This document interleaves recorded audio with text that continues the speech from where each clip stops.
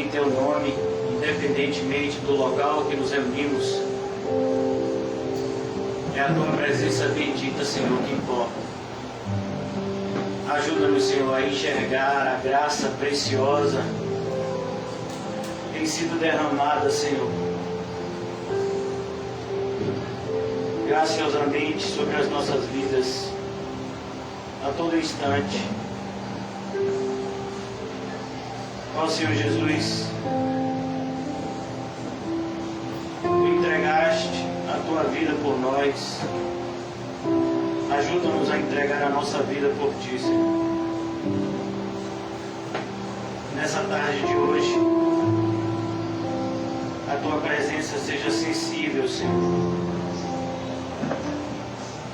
Tanto no local que nos reunimos, quanto dentro de nós. Dai-nos, Senhor, olhos para Te ver, ouvidos para Te ouvir, e uma boca apta a louvar e engrandecer o Teu santo nome pela Tua santa palavra. Livra-nos, Senhor, das astutas ciladas e nos mantém firmes e constantes no bom caminho e nas boas obras, Senhor. Para a Tua glória oramos, em nome de Jesus. Amém e graças a Deus. Amém, irmãos? Hoje nós vamos meditar, não por acaso, o Senhor já havia escolhido isso antes da fundação do mundo. Nós é que não sabíamos. Hoje nós vamos meditar na morte de Cristo. E olha que coisa, hoje é sexta-feira, que muitas pessoas identificam como Sexta-feira Santa. Nós sabemos que não existe diferença entre dia e dia, mas desde que lembremos da sexta-feira em que Jesus Cristo morreu pelos nossos pecados, possamos usar isso para a glória de Deus, não há nenhum problema. Mas é importante que nós venhamos a perceber que não há diferença entre dia e dia. Todos os dias aqui na terra são iguais. São dias de tribulação, são dias de luta para todo cristão que está andando em direção ao céu. Na semana passada, nessa semana, nós tivemos o estudo na segunda-feira e nós meditamos no capítulo 15 do Evangelho de Marcos e paramos justamente no versículo 12, quando o povo prefere Barrabás a Jesus. E eu gostaria de fazer a leitura do capítulo 15, a partir do versículo 1, para que nós possamos entrar melhor no texto, por assim dizer. Logo pela manhã entraram em conselho os principais sacerdotes com os anciãos, os escribas e todo o sinédrio, e amarrando a Jesus, levaram-no e o entregaram a Pilatos. Pilatos o interrogou: és tu o rei dos judeus? Respondeu Jesus: tu dizes. Então os principais sacerdotes o acusavam de muitas coisas. Tornou Pilatos a interrogá-lo: nada respondes? Vê quantas acusações te fazem. Jesus, porém, não respondeu palavra, a ponto de Pilatos muito se admirar. Ora, por ocasião da festa, era costume soltar ao povo um dos presos, qualquer que eles pedissem. Havia um chamado Barrabás, preso com amotinadores, os quais, em um tumulto, havia cometido homicídio. Vindo a multidão, começou a pedir que lhes fizesse como de costume. E Pilatos lhe respondeu, dizendo: quereis que eu vos solte o rei dos judeus? Pois ele bem percebia que por inveja os principais sacerdotes o haviam entregado. Mas estes incitaram a multidão no sentido de que lhe soltasse de preferência Barrabás. Mas Pilatos lhe perguntou: que farei então deste a quem chamais rei dos judeus? Eles, porém, clamavam: crucifica-o. Mas Pilatos lhe disse: mal fez este. E eles gritavam cada vez mais: crucifica-o. Então Pilatos, querendo contentar a multidão, soltou-lhes Barrabás. e após mandar açoitar Jesus, entregou para ser crucificado. Como eu disse a vocês na segunda-feira, o Evangelho de Marcos é aquele que traz de maneira mais sucinta a crucificação e os momentos finais de Jesus.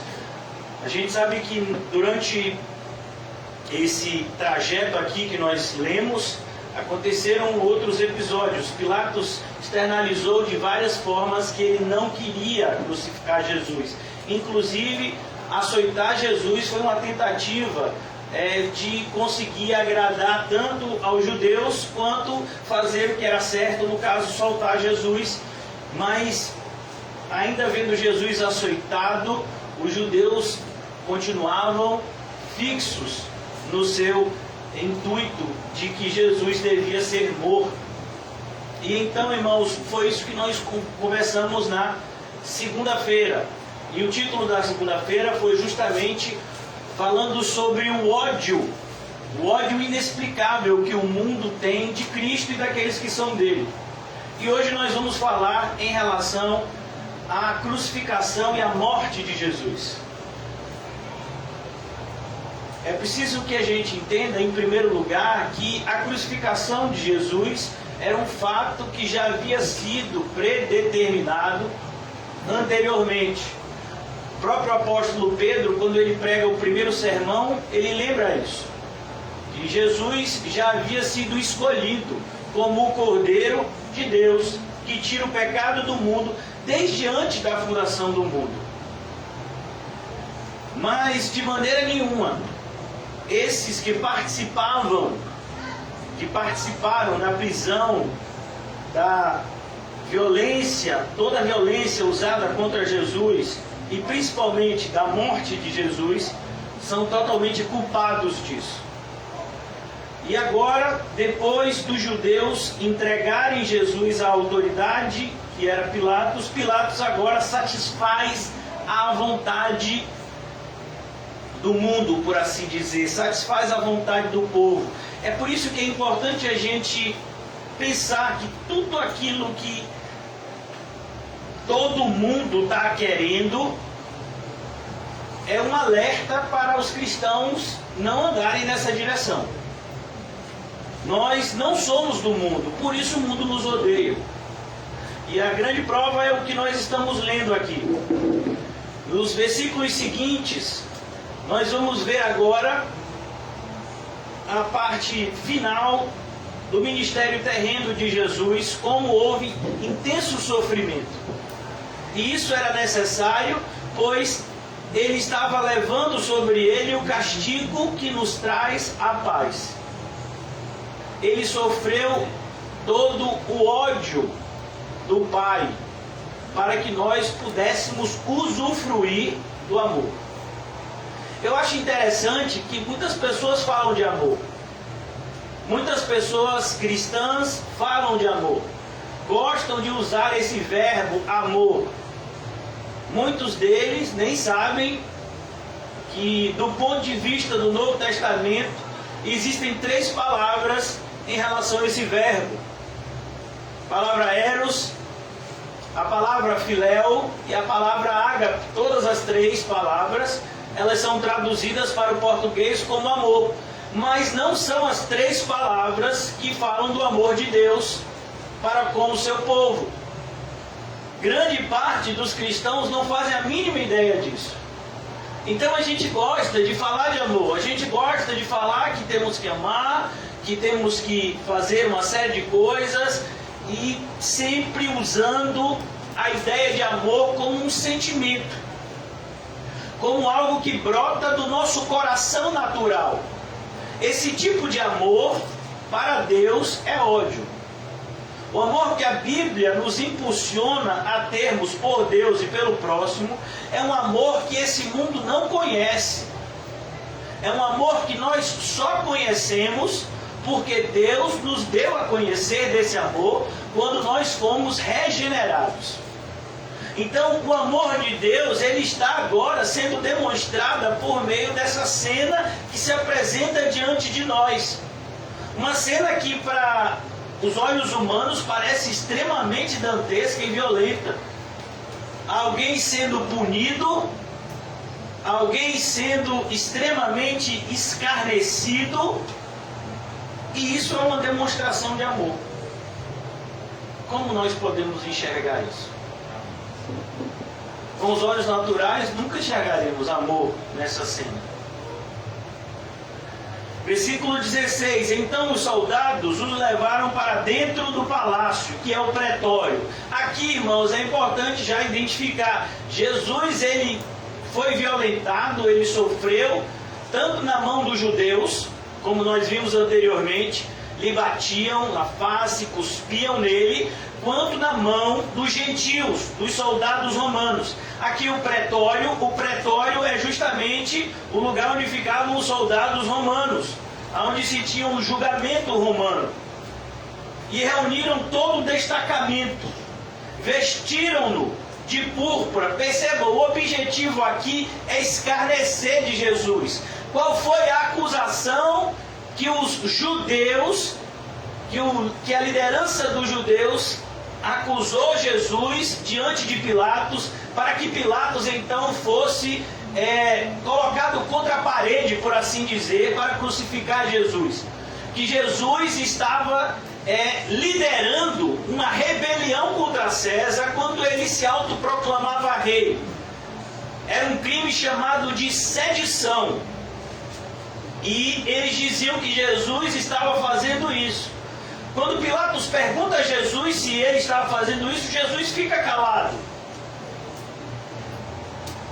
E agora Jesus está sofrendo na mão dos soldados justamente porque ele havia sido acusado, né, de se autoproclamar rei, quando na verdade quem mandava no mundo conhecido da época era o Império Romano. Não era Herodes. Herodes era o simples governador de uma província, de uma metade lá daquela região, um tetrarca. Muitas pessoas falam rei Herodes, mas rei naquela época era um título que se dava para uma pessoa que tinha determinada autoridade em uma região. Muitas pessoas eram chamadas de rei e tinham algo parecido como um cargo parecido como que a gente chamaria hoje de prefeito, né? Administrador de uma cidade. Mas quem mandava de fato era o imperador romano. E quem era responsável por fazer, por assim dizer, por fazer a vontade do imperador romano na província era o governador romano, que no caso era Pilatos. Pilatos então ele manda que Jesus seja açoitado. E aí quando os guardas vão fazer isso, levam ele para dentro de um lugar onde as pessoas eram torturadas. E eles, antes dessa tortura, eles vestem ele de púrpura. Púrpura era um tecido de pessoas de classe, de pessoas ricas. E tecendo uma coroa de espinho, fizeram uma coroa de espinhos, muito parecido com o que a gente chamaria hoje de arame farpado, né? Aqueles espinhos que furam.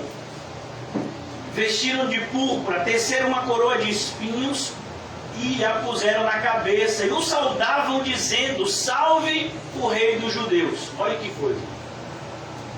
Então, irmãos, se as pessoas escarneceram o nosso Senhor Jesus Cristo, você acredita que você viverá o cristianismo em sua plenitude e não será escarnecido por esse mundo?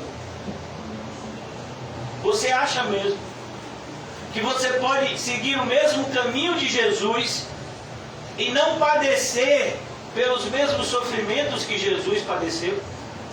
Por isso que o apóstolo Paulo, quando escreve aos Filipenses, estava meio perdido em relação à sua prisão e sofrimento. Paulo diz: olha, cuidado, porque o Senhor nos concedeu graça não somente para crer, mas também para padecer por amor a Cristo. Esse é o padecimento do cristão. O cristão sofre, mas o sofrimento do cristão não é um sofrimento aleatório, e nem é um sofrimento que não gera recompensa, muito pelo contrário. O sofrimento do cristão é um sofrimento que está debaixo do controle de Deus e que gera tanto para o cristão quanto para o Senhor do cristão glória. E o grande referencial é o nosso Salvador. Por isso que quando nós olhamos para a maneira como trataram Jesus e a maneira como Jesus se comportou diante desse tratamento, impressionante. Você já parou para pensar que todas essas pessoas que estão batendo em Jesus, o próprio Pilatos que julga Jesus, os judeus que acusavam Jesus injustamente, eles foram criados pelo próprio Jesus? A criatura sendo julgada e violentado, o Criador sendo julgado e violentado pela criatura. Olha que coisa, irmãos. É isso que a nossa mentalidade humana não consegue conceber. Por isso que a gente prefere transformar a morte de Jesus em um ritualismo, sem nenhum proveito, do que compreender o que de fato aconteceu nesse momento, para que a nossa vida seja transformada de uma vez por todas. Eu não preciso me lembrar toda sexta-feira que se chama Santa, e aí um determinado canal aberto da TV passa um filme da Paixão de Cristo, aí nesse momento específico eu me emociono. Já disse um pregador do passado, todo cristão que nasce emocional, que nasce pela emoção, quando a emoção passa, o cristianismo dele morre. Esse é o retrato da igreja de hoje. Um monte de gente fica assim, sabe? Não, hoje é uma sexta-feira que a gente tem que respeitar, uma sexta-feira santa.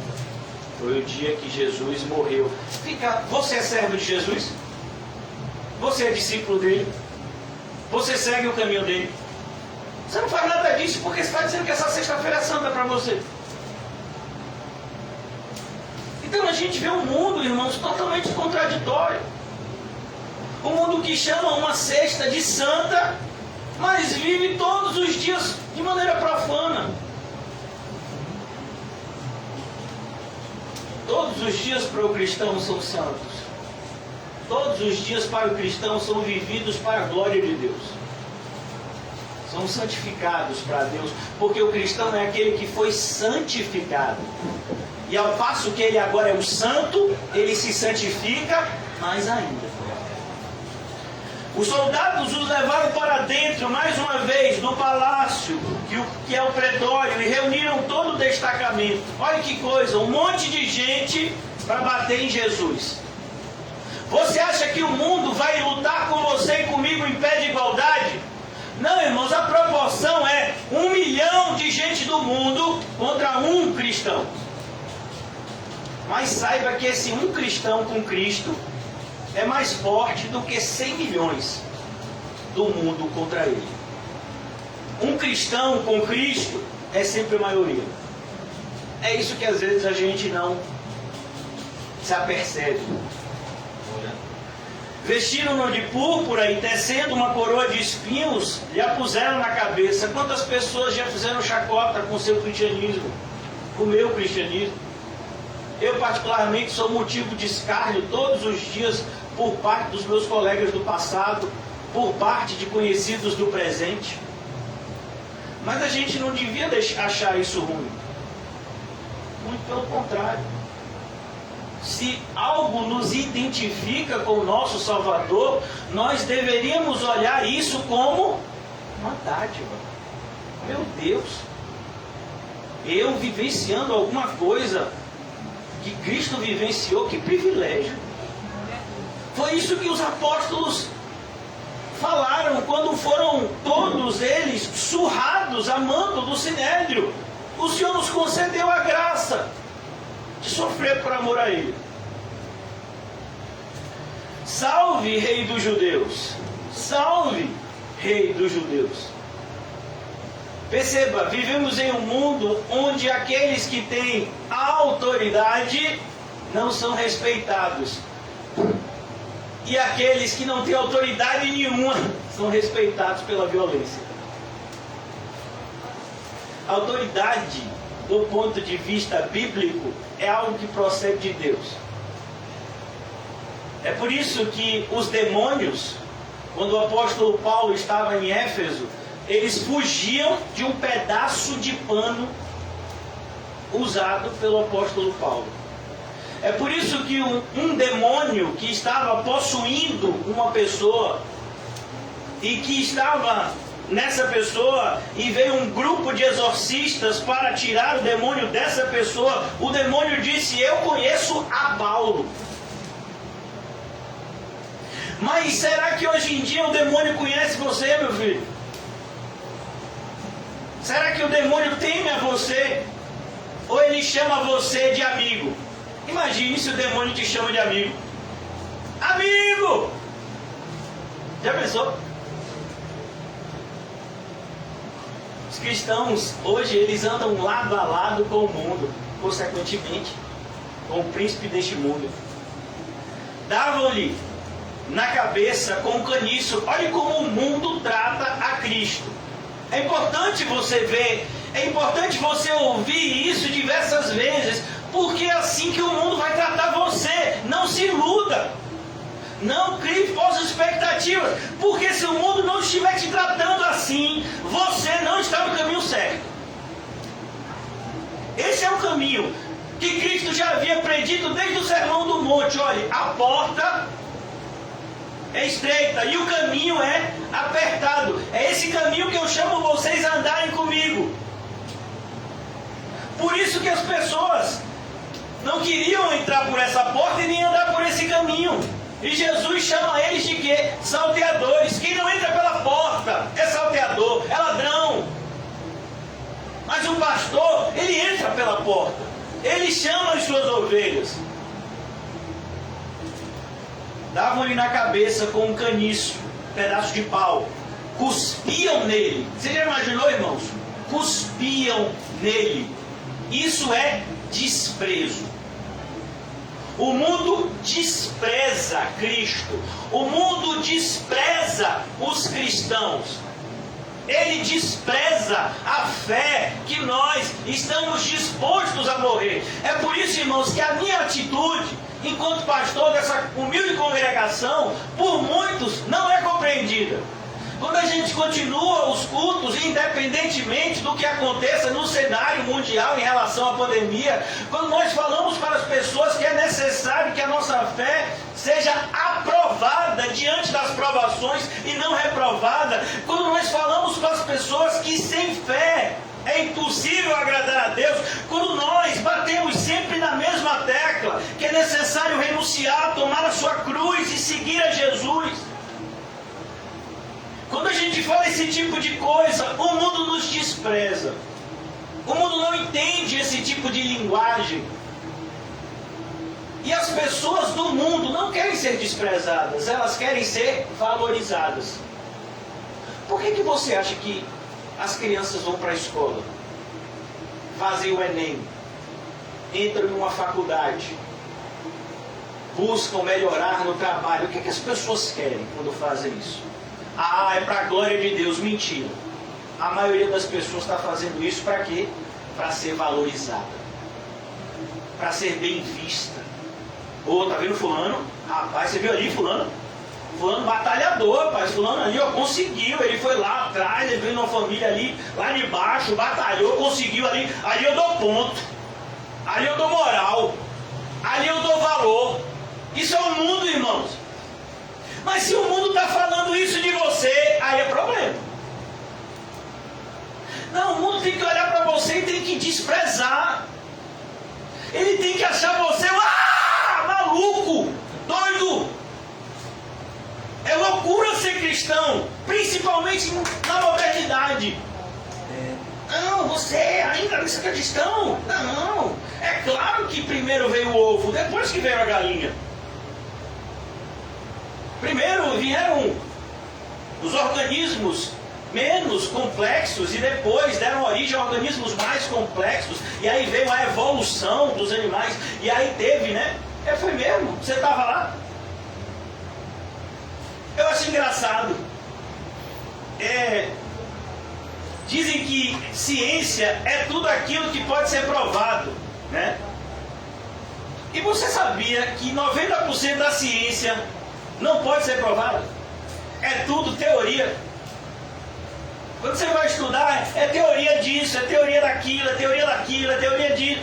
Mas não tem que ser comprovado. Aí uma pessoa chega para mim e diz, está vendo esse osso aqui? Ele tem 50 milhões de anos. Como é que você sabe que esse osso tem 50 milhões de anos? Ah não, porque a gente fez um teste do carbono. E como é que você sabe que esse teste do carbono é o certo? Não, porque segundo a teoria de fulano... Não entendi a teoria de fulano.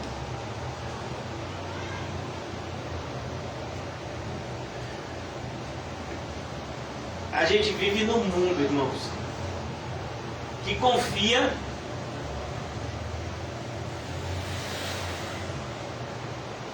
na mentira e que rejeita a verdade. É por isso que esse tipo de tratamento que o nosso Senhor recebeu, é esse tipo de tratamento que o nosso Senhor recebe ainda hoje, porque nós somos o corpo dele. O ódio por Cristo não acabou. O ódio por Cristo agora é demonstrado na pessoa dos seus seguidores. O diabo sabe muito bem quem são os de Cristo e quem não são. Por isso pode existir vários cristãos que talvez não entendam a linguagem de hoje e digam, não, eu sou um cristão, sou uma pessoa correta, eu sou valorizado pela sociedade e eu sou uma pessoa também correta do ponto de vista bíblico. A pessoa pode dizer isso. Ela pode dizer, mas isso não é verdade. Por que a vida dela é tão tranquila, enquanto que a vida de outras pessoas é uma luta tão grande? Porque o diabo sabe quem é crente e sabe quem não é. Não sei se vocês estão prestando atenção no estudo que José tem feito, o irmão José tem feito nas terças-feiras. Os eleitos de Deus, eles têm um selo. Eles estão selados. Aquele selo, irmãos, é algo que é perceptível no mundo espiritual. De maneira que o inimigo sabe quem ele tem que perseguir. Assim como o inimigo sabe aqueles que são seus, independentemente do rótulo. Não é um rótulo que nos faz cristão, mas é a maneira que a gente vive. Cristianismo é um caminho que se caminha e não uma religião que se pratica. Por isso, irmãos, cuspiam nele. A verdadeira igreja de Cristo, ela vai ser desprezada, ela vai ser ultrajada, ela vai ser maltratada, ela vai ser perseguida, ela vai ser tido como nada. E se você tem alguma dúvida, leia 1 de Coríntios. O Senhor escolheu as coisas que para o mundo são desprezíveis. As pessoas acreditavam que um pescador da Galileia era desprezível. Mas para o Senhor não era assim. Tanto que ele chamou 4 pescadores da Galileia para serem seus apóstolos. Cuspiam nele e pondo-se de joelhos. Olha que coisa! Eles se colocavam de joelhos, como muitos cristãos se colocam hoje de joelho.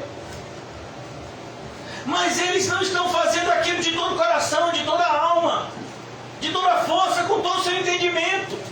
Por isso, irmãos, é loucura. É loucura brincar com Deus. Aqui eles estão escarnecendo, eles estão brincando. Em relação a esse tipo de atitude, temos que tomar muito cuidado, pois o apóstolo Paulo adverte que esse tipo de cena pode acontecer inclusive na igreja. Quando ele escreve a carta aos Gálatas, ele diz, irmãos, cuidado. A carta aos Gálatas é escrita para crente. Cuidado, irmãos, muito cuidado, porque com Deus não se brinca. Deus não se deixa escarnecer. Tudo aquilo que o homem plantar, o homem vai colher. Não adianta você falar como crente se você não vive como crente. Davam-lhe na cabeça com um caniço, cuspiam nele, pondo-se de joelho, o adoravam. Essa cena, irmãos, tem se repetido toda semana. Evangélicos, católicos se reúnem. Pastor, o senhor está colocando evangélicos e católicos no mesmo grupo? Claro, a maioria das igrejas evangélicas hoje é tudo falso. Não difere muita coisa do catolicismo romano. Os verdadeiros discípulos de Cristo, irmãos, eles sempre foram numericamente poucos, raros. Mas muitas pessoas adoram. Mas é uma adoração que Deus odeia. Em vão me louvam com os lábios, porque o seu coração está longe de mim. Essa adoração é ofensiva a Deus. Muitas pessoas têm orado. Alguns chegam a orar longas horas. Mas Deus odeia uma oração que é feita contrária à sua palavra. Por isso nós temos que tomar muito cuidado, irmãos. Deus nos deixou um livro. E mediante esse livro, sua santa palavra, nós devemos pesar a nossa vida. Pois Ele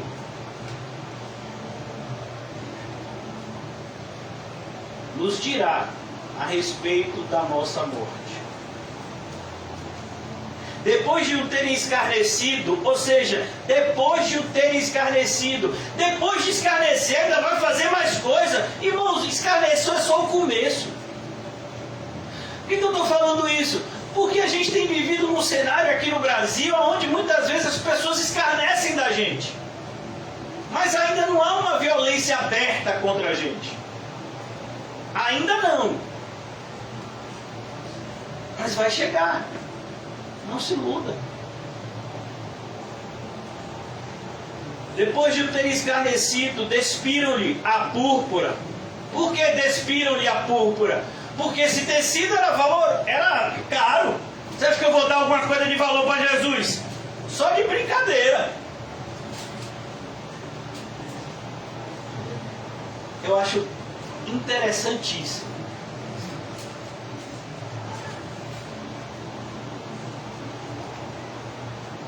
Como a maioria dos evangélicos reformados de hoje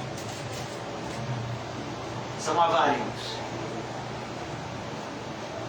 É impressionante, irmãos. Você pode debater durante dias a respeito de assuntos, né, como regeneração, justificação, eleição, mas se você tocar em assuntos que sejam ligados ao bolso, aí o negócio pega. Não mudou, irmãos. Você percebeu? Eles vestiam Jesus com esse tecido caro, mas depois que acabou a cena, muitas pessoas são assim. É como tem gente, né, que vai jogar bola. Aí ele só joga porque a bola é dele. Aí quando tem uma discussão, foi falta, não foi, foi gol, não foi, então eu vou levar minha bola, acabou o baba. São os crentes de hoje. Várias pessoas saíram da igreja dizendo: a igreja vai fechar. Vai ficar muito tempo se eu sair de lá. Irmãos, a igreja tem 2000 anos. Nem que você fosse o homem mais rico do mundo, a igreja iria perder alguma coisa se você saísse. Que fique bem claro, irmãos. Se a gente sair da igreja, quem perde é a gente. A igreja continua sendo igreja. A igreja é o corpo de Cristo, de maneira que você não pode acrescentar e nem tirar nada.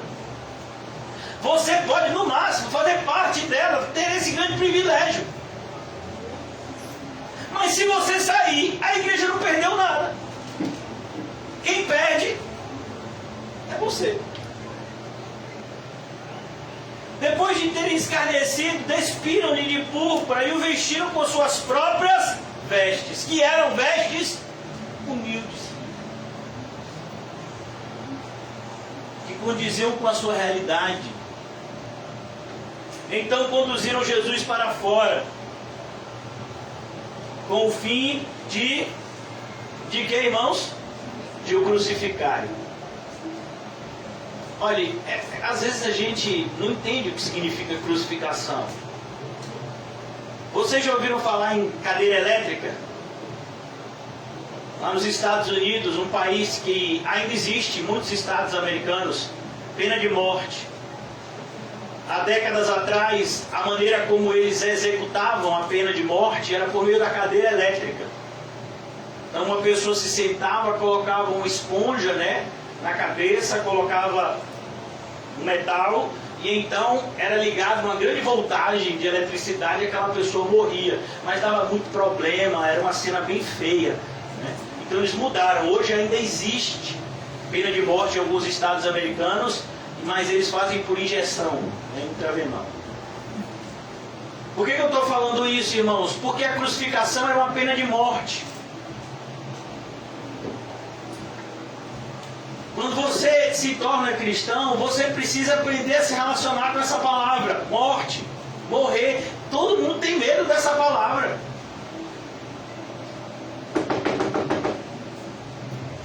Bate na madeira, isola. Você é crente, rapaz? Está batendo na madeira por quê? Irmãos, olha, a gente entende o mundo se desesperar nesse cenário pandêmico, mas um cristão, diante da pandemia, ele não fica com medo, ele fica diligente, ele entende a sua responsabilidade em pregar para as pessoas mortas, para que elas não morram sem conhecer a vida. Então, você vai morrer, eu vou morrer. A grande questão é, vai ser para a glória de Deus ou vai ser para a condenação eterna nossa? Essa é a questão.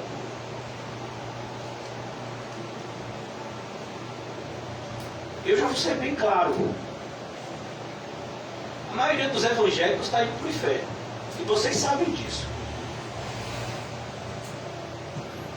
Porque o caminho é estreito. Porque a porta é apertada. As pessoas não querem entrar por ela. Depois de o terem escarnecido, despiram de púrpura e vestiam com as suas próprias vestes. Então conduziram Jesus para fora. Jesus, para fora da minha vida. E aqui é importante a gente fazer um paralelo. Vocês se lembram quando Jesus foi a uma cidade, uma região, conhecido como Gadara? E lá tinha um homem que possuía uma legião de demônios vivendo dentro dele. Olha que cena assustadora. Quando Jesus expulsa aquela legião de demônios, eles pedem os demônios para que eles possam ir para os porcos. Por isso, vocês que têm animais em casa, cuidado. E os porcos então se precipitam, os demônios entram nos porcos e fazem com que os porcos se lancem precipício abaixo. E aquilo trouxe um grande prejuízo para aquelas pessoas que viviam da criação de porcos. Olha o prejuízo. E aí quando aquele pessoal chegou, disse, rapaz, olha Jesus, a gente agradece muito que o Senhor livrou esse camarada aqui do demônio, ele perturbava a gente, mas o preço foi alto. É melhor o Senhor ir embora, viu Jesus? Vocês já viram essa passagem na Bíblia? E pediram com muitos rogos que Jesus fosse embora dali. Irmão, como é que alguém pede para Jesus ir embora da sua vida? Que loucura! Tem tantos crentes que estão fazendo isso agora. Jesus, sai da minha vida aí, por favor, que eu quero pecar, Jesus. O Senhor fica na minha vida, aí eu não posso fazer mais nada. Eu não posso bater nos outros, eu não posso xingar, eu não posso mais pegar o dinheiro que eu quero dos outros de maneira ilícita, eu não posso usar o meu dinheiro do jeito que eu quero, eu não posso mais usufruir dos prazeres do mundo. Ah, Jesus, na moral, Jesus, sai da minha vida.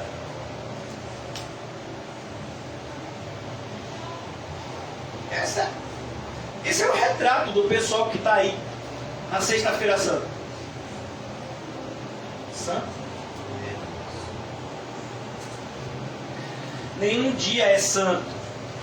As pessoas que são santas ou não. Conduziram Jesus para fora. Vou repetir, conduziram Jesus para fora. E agora, diante dessa frase, eu quero fazer uma pergunta que você vai responder na sua mente, para você mesmo. Onde está Jesus na sua vida? Dentro ou fora? Por isso que eu digo para você responder com a sua mente, que é para evitar que você minta com os lábios. Não, Jesus está dentro da minha vida. Como está dentro da sua vida? Como? Irmãos, se a gente desligar essa luz, todo mundo vai perceber. Sim ou não? Sim. Então, se Jesus está na sua vida, como é que ele está na sua vida e ninguém percebe? Como é? Como é que a gente pode ser cristão? E não há uma diferença gritante entre nós e o mundo. Então conduziram Jesus para fora com o fim de o crucificarem. Sabe o que é que o mundo quer? Que Deus esteja morto. Mas Deus não está morto.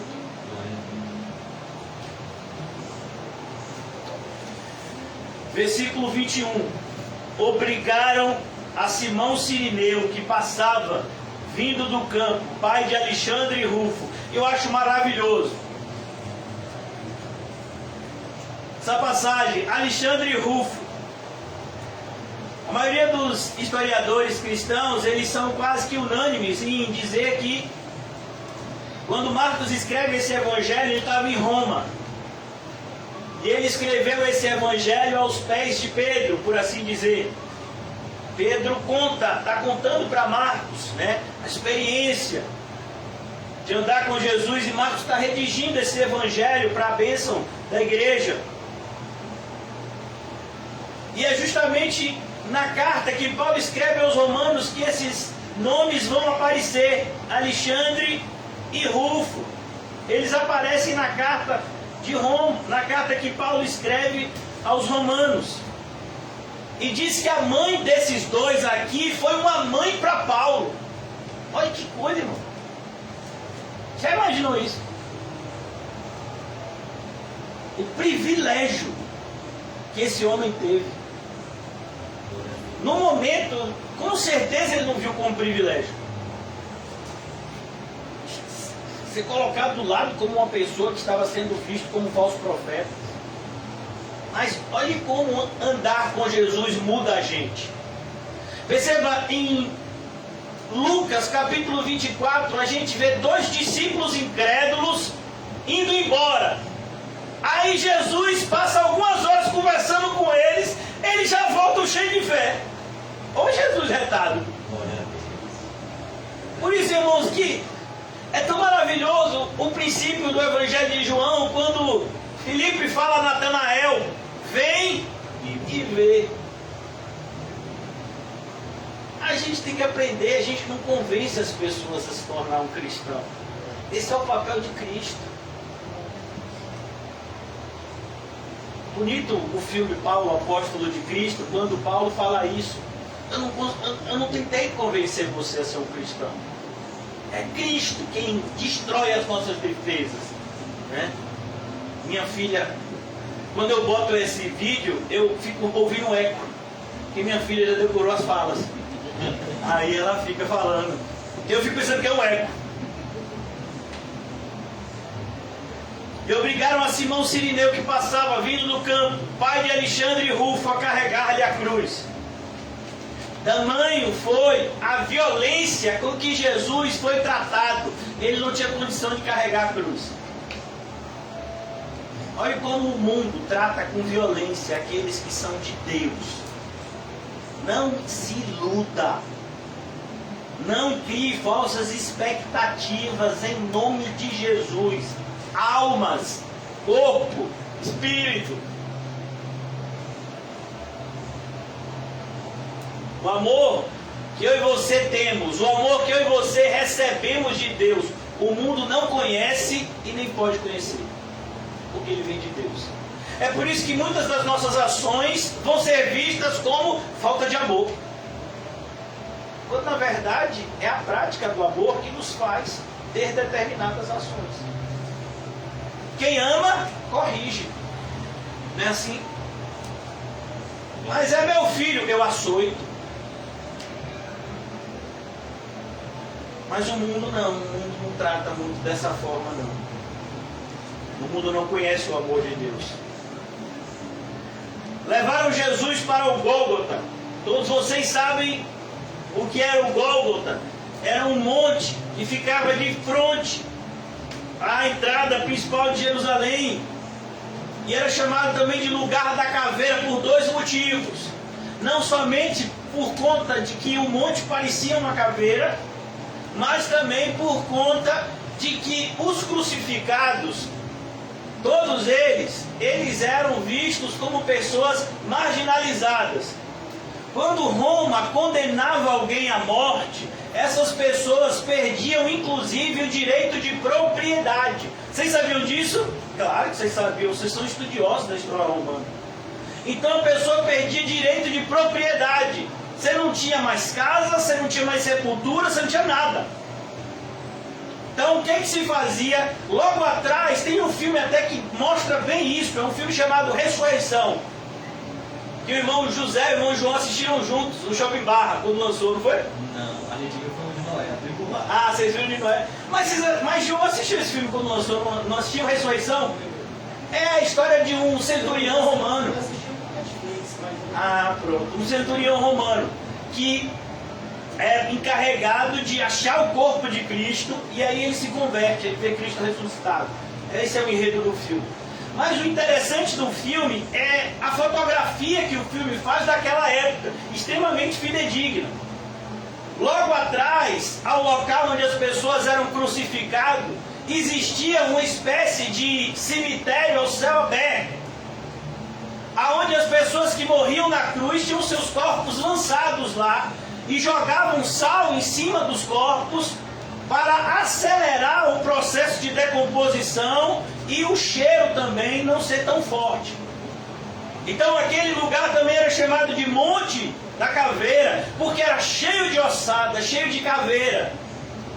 E é para lá que levam o Filho de Deus. Imagine. Eu acho interessante. Adão foi infiel a Deus no paraíso. Jesus foi fiel a Deus no Monte da Caveira. Olha que coisa.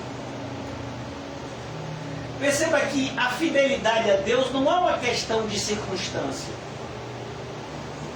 É uma questão de fé. Se você de fato acredita que Deus existe e é galardoador de todos aqueles que o buscam, então você vai ter a mesma atitude de Abel, de Enoque, de Noé, de Moisés, de Abraão, de Isaac, de Jacó. Mas se você não acredita que Deus existe, e você não acredita que as suas ações trarão sobre você reações da parte de Deus, então você vai tomando as atitudes que bem lhe parece, como está escrito no livro de Juízes. E cada um fazia o que queria. É isso que Juízes quer dizer. Cada um fazia o que achava direito aos seus próprios olhos, porque não existia rei em Israel. É a realidade hoje do universo evangélico. Ah, eu vou, eu não vou, eu dou, eu não dou, eu faço, eu não faço, eu faço assim, eu faço assado. Sim, a Bíblia diz o quê? Ah não, mas cada um interpreta do jeito que quer. Como é o quê, rapaz? Cada um interpreta do jeito que quer. Que história é essa? Não, irmãos, a Bíblia é assim. Tem uma interpretação certa e o resto tudo está errado. Tome cuidado. A verdade, irmãos, é um absoluto. Eu sou o caminho, a verdade e a vida. E ninguém vem ao Pai a não ser através de mim. Isso é um absoluto. Todo aquele que crê está salvo, e quem não crê já está condenado. Isso é um absoluto. Isso não é relativo.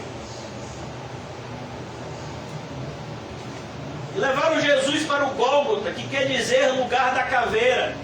Deram-lhe de beber vinho com mirra. Ele, porém, não tomou. A ideia aqui era que isso funcionava como uma espécie de anestésia.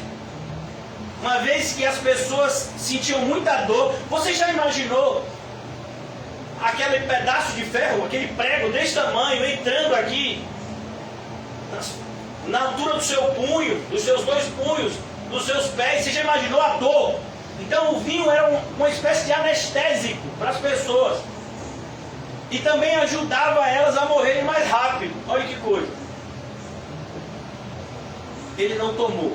Jesus não queria que a sua dor fosse diminuída. Ele sabia que a sua dor era necessária para a salvação do seu povo. Eu acho bonito no livro de Hebreus, pessoas que rejeitaram o livramento, porque eles viam algo muito melhor lá na frente, o céu. Eu posso salvar você. Não, Senhor, deixa ele logo para a glória.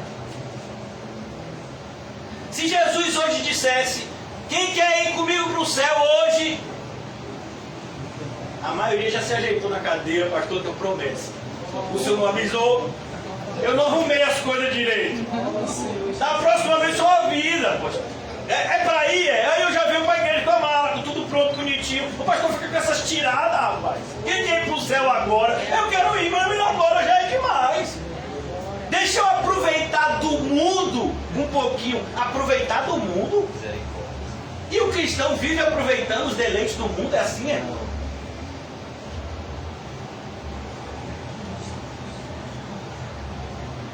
É extremamente interessante os autoproclamados cristãos de hoje, que vivem de maneira completamente mundana e nem se apercebem disso, nem se apercebem. Acham que são cristãos assim, com C maiúsculo, e vivem de maneira diabólica. Eu já conversei com determinadas pessoas assim, que viviam um pecado aberto. Meu irmão, você acha que você é cristão, e a pessoa na cara de pau diz: sou mais do que você. Eu digo: rapaz, é dele, você acha mesmo? Porque não tem mais uma régua, não tem mais uma balança. Levaram Jesus para o Gólgota, que quer dizer lugar da caveira. Deram-lhe de beber vinho com mirra. Ele, porém, não tomou. Então o crucificaram. O que foi que aconteceu com o Filho de Deus? Crucificado.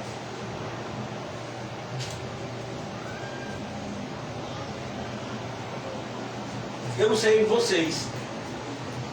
As primeiras 50 vezes que eu assisti Paixão de Cristo, eu não era cristão. Mas eu assistia muito e chorava toda vez que eu assistia. Eu sempre assistia escondido, para ninguém ver que eu estava chorando. E eu sempre tinha um sentimento no meu íntimo, antes de ser crente. Eu sempre tinha um momento do filme que eu achava que Deus ia agir, que Jesus não ia ser crucificado. É nessa hora. Não, Judas se arrepende, miserável. Judas, rapaz, que é isso? Soldado, rapaz, larga ele, é Deus aí, rapaz, com vergonha. Pilatos, você vai condenar Pilatos? Ô, rapaz, Pilatos. Depois que eu me converti, irmãos, quando passava para essa cena da crucificação, eu não sei você, mas eu me emocionava porque eu via os meus pecados ali. O amor de Deus sendo demonstrado na crucificação do seu próprio Filho, para que eu fosse perdoado dos meus pecados. Porque isso é algo pessoal. Deus não perdoa geral. Deus perdoa o pecador arrependido. Individual. O perdão é individual. O perdão não é no atacado. Ah, eu vou perdoar todo mundo daqui, viu? Todo mundo eu perdoo. Não é assim. É cada um. É pessoal. O marido pode ser perdoado, a esposa não. A esposa perdoada, o marido não. 10 irmãos. Um ser perdoado, os outros 9 condenados. Pessoal. Por isso que quando a gente olha para a crucificação agora, a gente tem o mesmo sentimento de Jambânia. Ao passo que Jesus está lá preso naquela cruz, os nossos pecados são soltos de nós.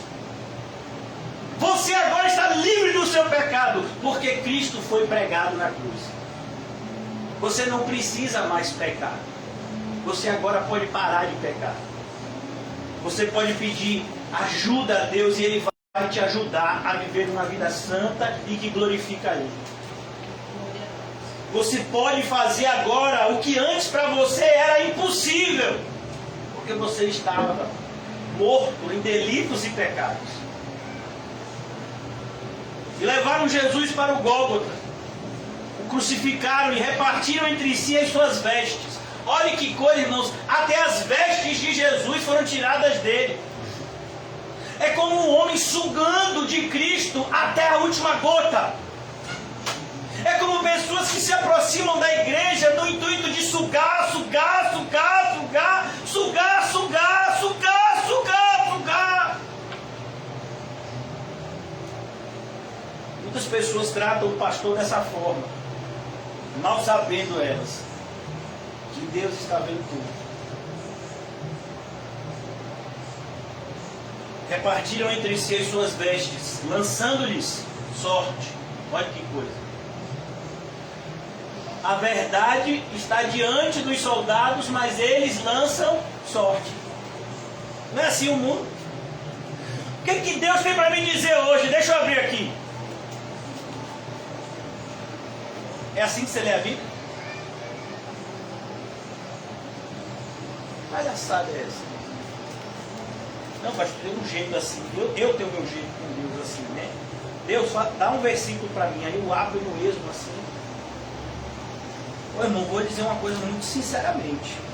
Se você tem baseado o seu relacionamento com Deus dessa forma, você precisa rever ele o mais rápido possível. Porque você foi chamado para manejar bem a palavra de Deus. Manejar bem toda a palavra de Deus. Não buscar fortalecimento espiritual em versículos aleatórios. Muitas vezes sem o devido contexto. Então crucificaram e repartiram entre si as suas vestes, lançando-lhes sorte para ver quem a levaria. Era a hora terceira quando crucificaram. Que horas é a hora terceira? 9 horas da manhã. 9 horas da manhã. Jesus foi crucificado. Ele havia sido, no dia anterior, Jesus estava ceando com os seus discípulos. E agora, ele estava na cruz. Olha como as coisas podem mudar, literalmente, de um dia para o outro. Então crucificaram e repartiram entre si suas vestes, lançando-lhes sorte para ver o que levaria cada um. Era a hora terceira quando crucificaram. E por cima estava em epígrafe a sua acusação. Olha que coisa, isso é a acusação de Jesus. Mas aquela acusação era, na verdade, uma afirmação verídica. Perdoe até a redundância. O rei dos judeus. E estava escrita em 3 idiomas diferentes, a mando do próprio Pilatos. Estava escrito em latim, que era o idioma romano, o idioma do povo, como mandava naquela época. O grego, que era o idioma comum, e em hebraico, que era o idioma local, o idioma religioso do povo. O rei dos judeus. Com ele crucificaram 2 ladrões, um à sua direita e outro à sua esquerda. E cumpriu-se a escritura que diz: com malfeitores foi contado. Meu Deus! Onde é que está escrito isso? Isaías 53. Você já imaginou? com malfeitores, ele foi contado. Você sabe por que o apóstolo Paulo foi condenado a morrer decapitado em Roma, mais ou menos por volta do ano 66 da era cristã? Sabe por quê? Não foi porque ele falava de Jesus. Paulo foi acusado de terrorismo. Ele foi acusado de arquitetar e executar o incêndio de Roma. Imagine, o apóstolo Paulo. Os cristãos, irmãos, eles sempre vão ser acusados injustamente. O problema é quando você é acusado e a pessoa que lhe acusa tem razão. Rapaz, estão me perseguindo, o que foi? Levaram meu carro. Foi mesmo, meu filho? Como foi isso? Eu estacionei na garagem dos outros, aí que incharam meu carro. Mas você estacionou na garagem dos outros? Por que você fez isso?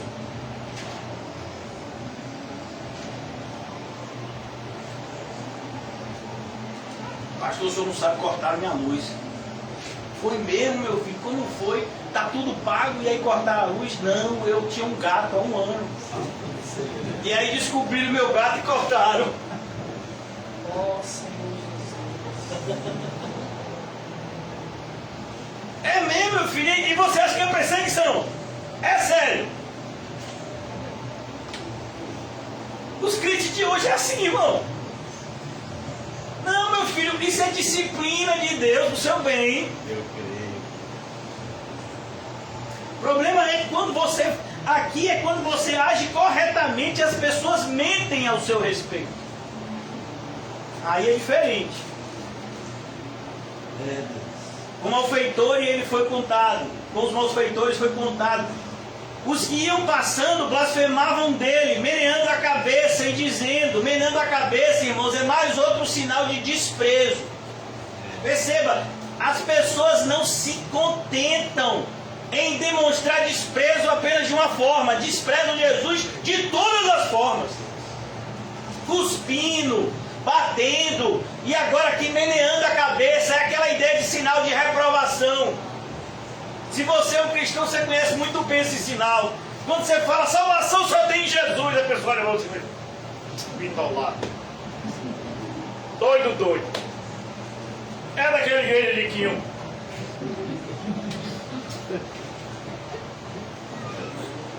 Aí Quinho pergunta, mas eu não tenho igreja não. É quando a pessoa que Quinho faz assim, bom, só tem um que é Deus.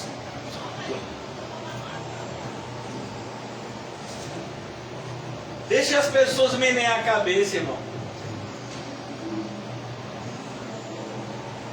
O importante é o cabeça, Cristo, está sobre nós. Os que iam passando, blasfemando dele, meneando a cabeça e dizendo, tu que destrói o santuário em 3 dias e o reedificas. Muitas pessoas acusam a igreja verdadeira de não ter poder. Principalmente que hoje em dia a gente vive um momento onde o movimento evangélico que mais cresce é o movimento pentecostal. Vocês devem ter familiarizados com esse tipo de movimento. São essas igrejas onde o povo pula, grita, revela as coisas, diz, né, se você vai morrer, se você não vai. O irmão Paulinho, ele tem um pé nessa vertente assim. De vez em quando ele manda, outro dia ele mandou uma foto para o irmão José e disse, veja sua cova aberta, Deus está fechando, viu, varão? Aí ele mandou a foto de uma cova aberta assim. Aí o irmão José perguntou, pastor, o que isso significa? Eu digo, meu filho, assim, pelo Espírito, eu acredito que Deus está lhe dando mais tempo de vida. Ele usou o irmão Paulo para lhe dizer, a sua cova está se fechando, come e bebe, sua jornada é longa. Irmãos, o verdadeiro poder de Deus é o Evangelho. Poder, irmãos, não está em fazer coisas. O verdadeiro poder de Deus é visto quando uma pessoa é transformada. E não quando uma pessoa faz coisas. Esse é o poder de Deus. Transformar trevas em luz. Pegar um vaso ruim e fazer um vaso para a sua glória. Esse é o poder de Deus. E esse poder é manifestado quando a palavra de Deus é pregada. É por isso que o maior homem nascido de uma mulher não fez um sinal sequer. Mas aí você vai dizer que não tinha poder na vida de João Batista? Como é que ele é o maior homem nascido de uma mulher se não tinha poder na vida dele do Espírito? Porque o poder está justamente em você pregar a palavra de Deus de maneira fiel. Glória a Deus. E independente das circunstâncias. Glória a Deus. Esse é o poder de Deus. Em nos fazer perseverar até o fim. Por quê? Por se multiplicar a maldade, o amor de quase todos. Irmão, quando você lê essa passagem de Mateus, você fica assustado. Tem algumas bíblias, né, que dizem assim, o amor de muitos. Mas se você for para o original, muitos ali, a ideia é de quase todos. O amor de quase todos, o amor da grande maioria vai se esfriar. A maioria dos evangélicos vão se tornar como a igreja de Laodiceia. Nem é frio, nem é quente. É o quê? É morno. Eu não estou no mundo não, viu, pastor? Mas eu também não estou firme. Ore por mim, alma. Você nem está no mundo e nem está firme. Então você é morno? O que acontece com o morno? O morno dá nojo a Deus. É isso que significa a palavra. A gente vomita quando alguma coisa está fazendo mal. Aí a gente bota para fora. Deus está dizendo, o morno faz mal à igreja, então eu vou jogar ele fora. Pode ser morno, não pode. Tem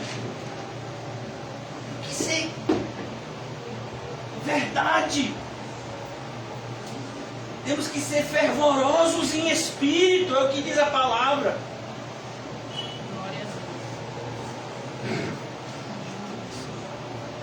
Ah, tu que destróis o santuário e em 3 dias os reedifica. Irmãos, do mesmo jeito que as pessoas queriam aqui, entenderam errado a palavra de Jesus, da mesma forma entendem errado as coisas que a gente fala. Salva-te a ti mesmo. Mas você está dizendo que o seu Deus é poderoso e você não tem dinheiro nem para cair morto, nem para cair vivo. Você toda hora fica doente. Que tipo de Deus é esse?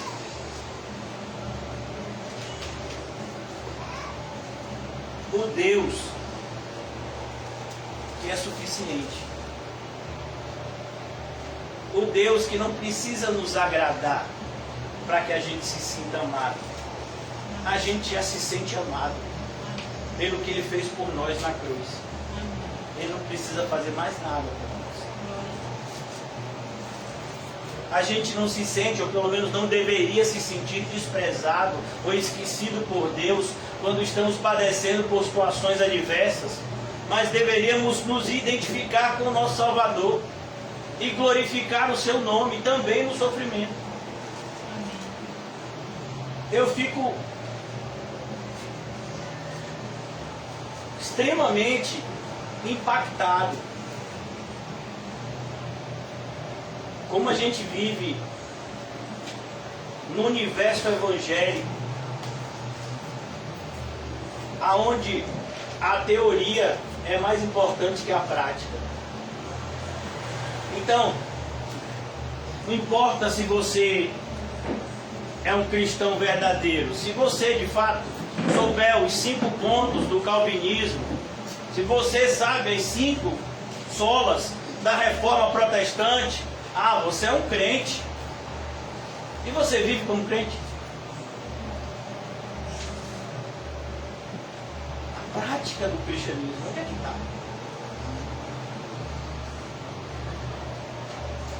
Eu acho interessante, irmãos, quando você lê o livro de Atos, tem uma coisa que fica bem evidente.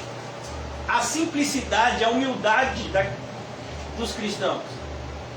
E eu acho que interessante que fica bem claro que eles não tinham todas as respostas. mas eles andavam na companhia daquele que tinha. Por isso que nunca faltava sabedoria para eles. Porque a sabedoria que saía da boca deles não vinha deles. Não era uma sabedoria obtida por um esforço intelectual. Não, era uma sabedoria obtida por uma convivência com o seu Salvador. É totalmente diferente da intelectualidade predominante em muitos redutos evangélicos de hoje. Uma das coisas que mais me entristece são pessoas que fazem trabalhos bonitos, mas vivem vidas feias.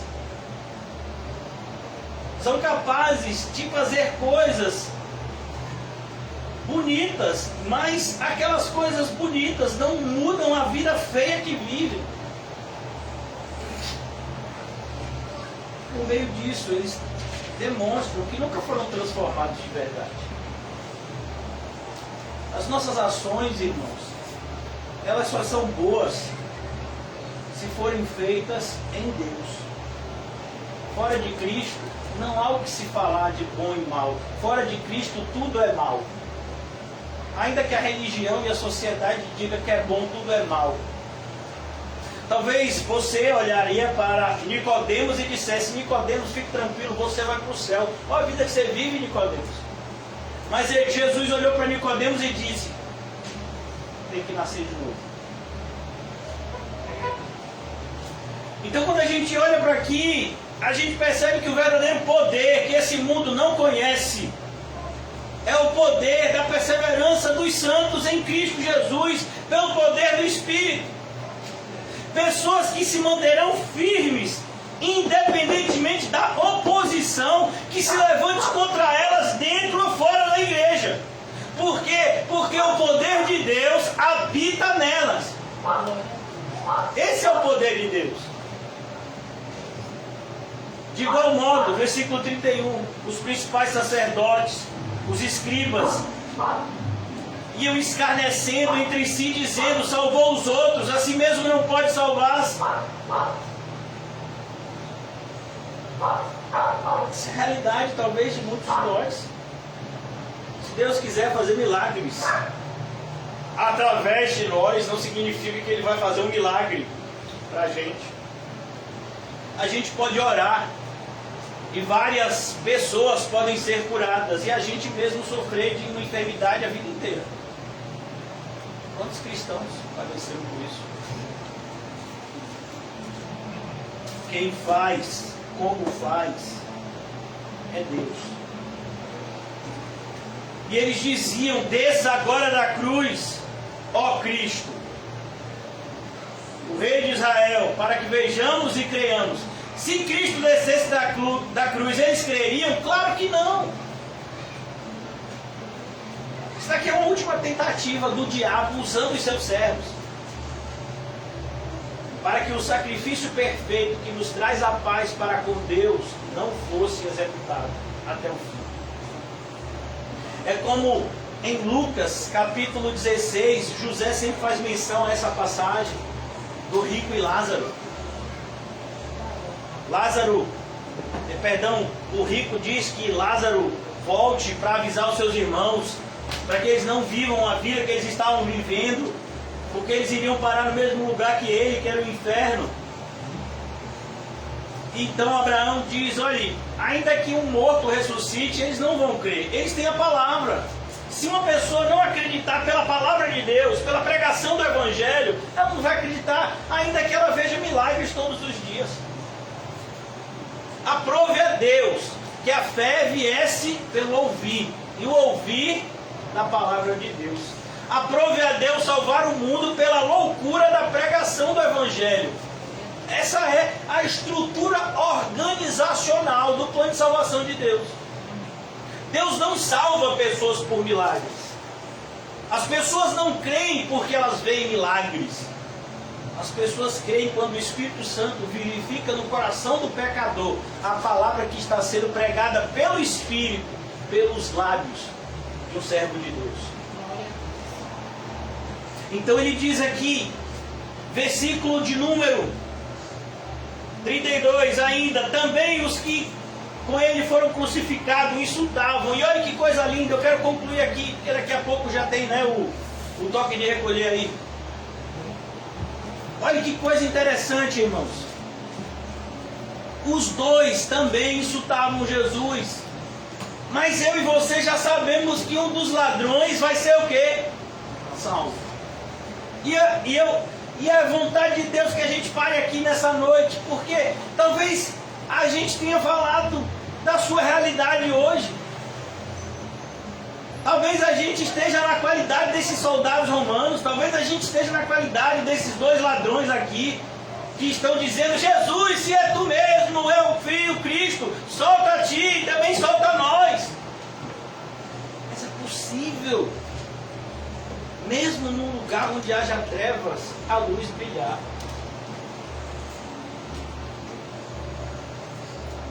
Todo aquele que confessa e crê vai alcançar misericórdia.